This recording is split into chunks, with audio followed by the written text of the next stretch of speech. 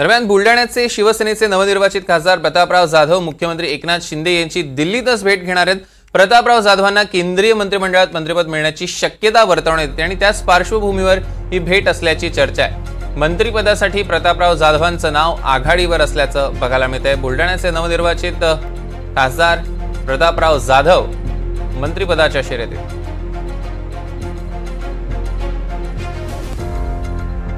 हे बघा, महाराष्ट्रामध्ये महायुती भक्कम आहे आणि येणाऱ्या विधानसभेमध्ये सुद्धा महायुतीचं पुन्हा सरकार चांगल्या बहुमतानं कसं त्या ठिकाणी निवडून येईल यासाठी आम्ही सगळे अगदी निकाल लागला त्याच्या दुसऱ्या दिवसापासून आम्ही कामाला लागलेलो आहोत। हे बघा, सिनियर असो की ज्युनियर असो, प्रत्येकाला एवढ्या केंद्रामध्ये एवढं मोठं स्थान मिळत असेल त्याची अपेक्षा सगळ्यांना असणं काही चुकीचं नाही।